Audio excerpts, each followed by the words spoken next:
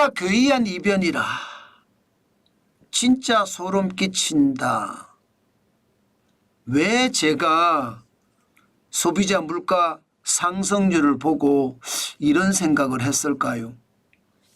일단 여러분, 소비자 물가 상승률을 한번 보세요.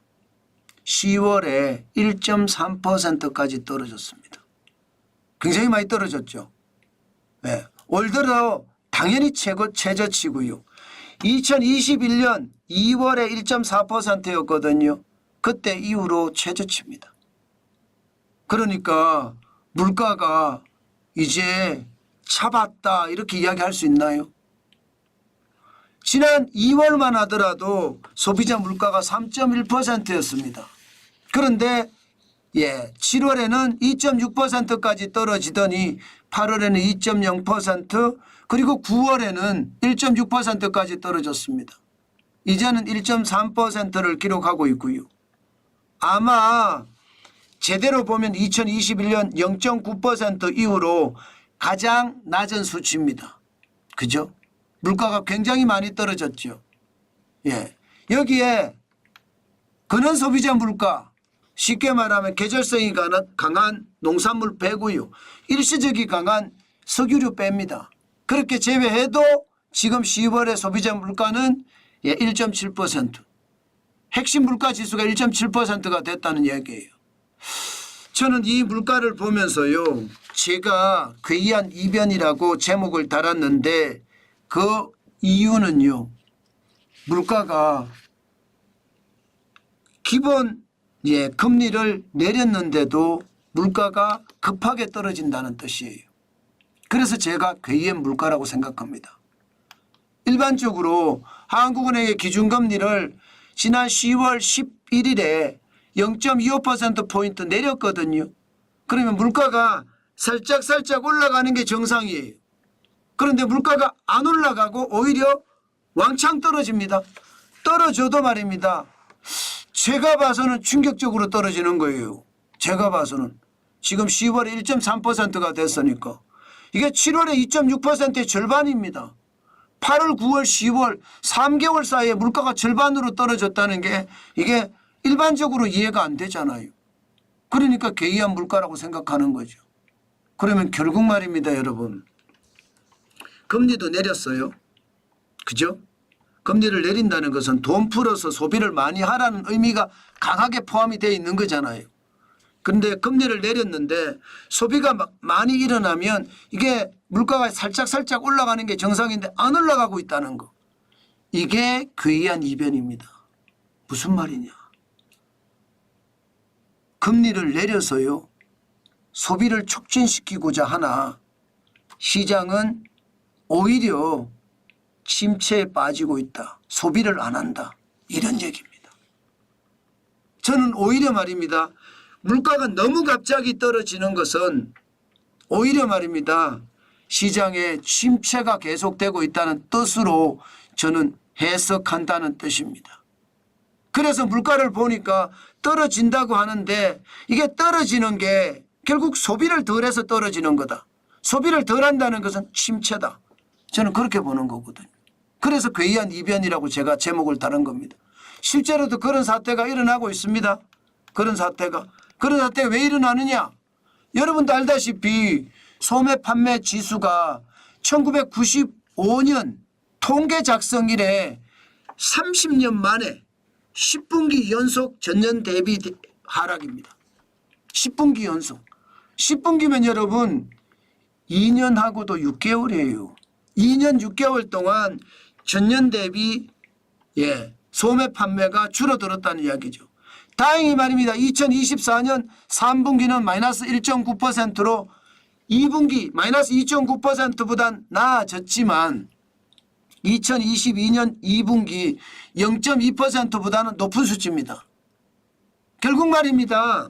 결국 우리 경제가 물가를 들여다 봐도 침체의 늪으로 간다는 뜻이에요.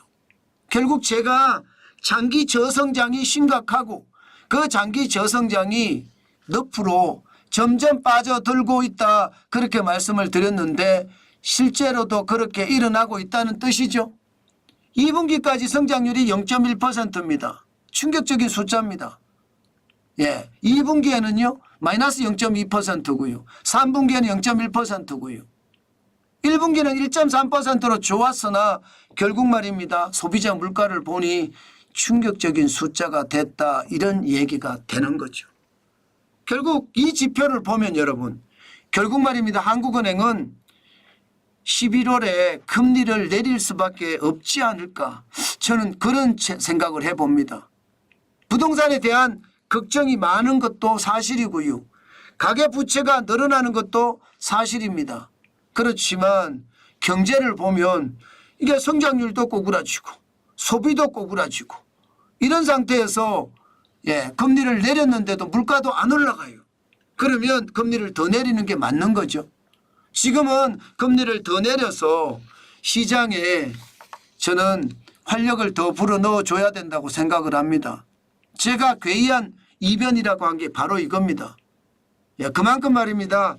금리를 내리는 게 그 어느 때보다 필요하지 않나, 이렇게 생각합니다. 심지어 시장에서는요, 경기가 무기력증에 빠졌다, 이런 이야기까지 나옵니다. 여러분 알다시피 무기력증에 빠졌다는 것은요 굉장히 충격적인 이야기예요. 이거 한번 빠지면요 헤어나기 힘듭니다. 일본식 불황이 그거거든요. 저성장의 저물가. 이게 이제 나는 해도 안 돼, 나는 해도 돈 못 벌어, 이런 뭐라고 해야 되나요? 절망감, 포기감, 이런 게 시장을 지배한다는 거예요. 심리가 완전히 무너진다는 거거든요. 저는 이게 무섭습니다.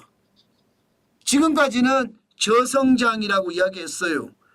그래서 길어지니까 늪도 깊어진다고 말씀을 드렸습니다. 그런데 이제는요 무기력증에 대한 이야기까지 나왔습니다. 이것은 여러분 늪에 빠져서 허우적거리고 있는데 무기력증이 되면 그냥 손을 놓는다는 뜻이에요.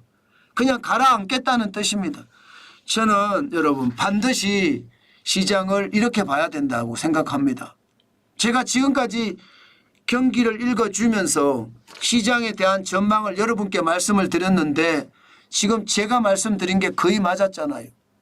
대표적으로 말씀드린 게 제가 소매 판매 지수를 보면서 저성장이 2022년 3분기부터 시작이 됐다, 제가 그렇게 말씀을 드렸습니다. 실제로 2분기부터는 시작이 됐습니다. 마이너스 0.2였으니까 전년 대비해서. 그러나 마이너스 0.2는 좀 봐주자 이거예요. 3분기가 더 어려웠으니까, 마이너스 0.9가 됐으니까. 그래서 제가 3분기부터 봤는데도 지금까지 저성장의 어떤 상황 계속되고 있는 거고, 앞으로도 저성장의 늪은 길어질 거예요. 저는 늪에 빠진 사람이 허우적거려서 나와야 된다고 생각합니다. 무트로 나와야지 살지요.